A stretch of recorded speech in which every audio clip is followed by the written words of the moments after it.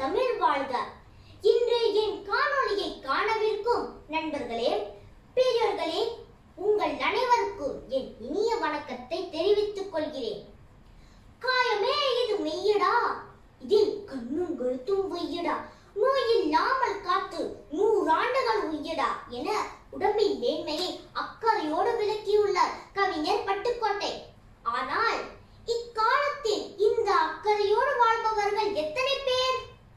ஆம் நண்பர்களே, இன்று நான் மனிதர்கள் ஆரோக்கியமாக வாழும் வழிகளை பற்றி பேசவே உங்கள் முன் வீற்றிருக்கிறேன். நண்பர்களே, அரிது அரிது மானிடராய் பிறத்தழிது, குருடு செவி நீங்கி பிறத்தால் அதனிலும் அரிது என்று பாடுகிறார் ஔவையார். ஆனால் நோய் நொடிகள் இன்று இக்காலத்தில் வாழ்வது அரிதிலும் அரிதாகிவிட்டது. ஆரோக்கியம் என்றால் உடல் ரீதியாகவும் மன ரீதியாகவும் சமூக ரீதியாகவும் நன்றாக வாழ்க்கையில் நீண்ட ஆயுளுடன் வாழச் செய்வதே ஆகும். ஆகவே ஆரோக்கியமான வாழ்க்கையை வாழ தேவையான விடயங்களை காண்போம் வாருங்கள். உணவே மருந்து என்பது போல ஆரோக்கியமான வாழ்க்கையை வாழ நல்ல உணவுகள் மிக மிக அவசியம். நம்முடைய உணவில் சத்தான சமசீரான உணவுகளை உட்கொள்வதனால் நாம் நீண்ட நாள் ஆரோக்கியமாக வாழ முடிகிறது.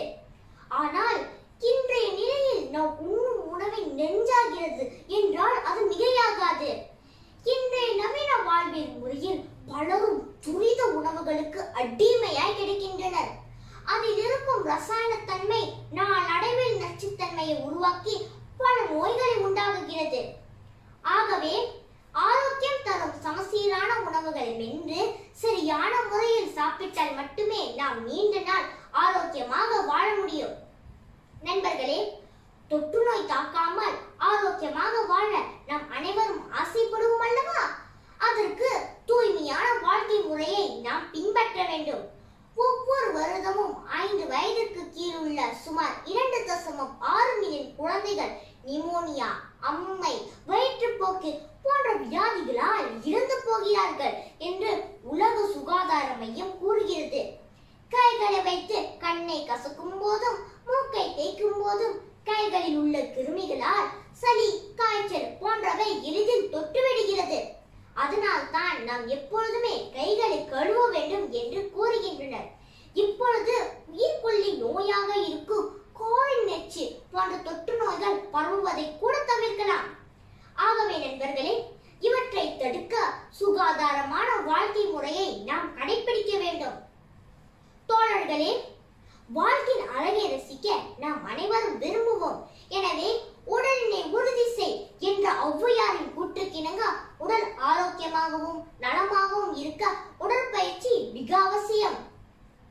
இளமையிலேயே உயிருக்கு உலை வைக்கும் சர்க்கரை நோய், உயர் கொழுப்பு போன்ற கொடிய நோய்களை வேறறுப்பதில் உடற்பயிற்சி பெரும் பங்காற்றுகிறது. பல விதமான ஆராய்ச்சி முடிவுகளும் இதைத்தான் சொல்கிறது. நம் உடல் எடையை கட்டுக்குள் வைத்திருக்கவும் தசைகளை வலிமையுற செய்யவும் உடற்பயிற்சி உதவுகிறது. ஆகவே வாரத்தில் 4 முறையாவது உடற்பயிற்சி செய்வதை வழக்கப்படுத்த வேண்டும். மேலும் கூறுகிறேன் கேளுங்கள். மூச்சு பயிற்சியின் மூலம் மூளை மற்றும் உடலின் அனைத்து உறுப்புகளின் செயல்திறனையும் வியக்கத்தக்க அளவிற்கு உயர்த்தலாம். அது மட்டுமா, உடலையும் மனத்தையும் என்றும் ஆரோக்கியமாக வைத்திருக்கவும் மூச்சு பயிற்சி உதவுகிறது. நம்மை ஆரோக்கியமாக வைத்திருக்கும் நாளமில்லா சுரப்பிகளே மூச்சு பயிற்சியின் வாயிலாக ஊக்குவிக்கப்படுகின்றன. ஆகவே ஒவ்வொருவரும் ஒரு குறிப்பிட்ட நேரத்தை ஒதுக்கி கட்டாயமாக மூச்சு பயிற்சியை செய்ய வேண்டும். எனவே ஆரோக்கியமான வாழ்வே குறைவற்ற செல்வம் என்பதனை கருத்தில் கொண்டு மேலே கூறிய வழிகளை இனியும் காலம் தாழ்த்தாது கடைபிடிப்போம். வருமுன் காப்போம் என்று கூறி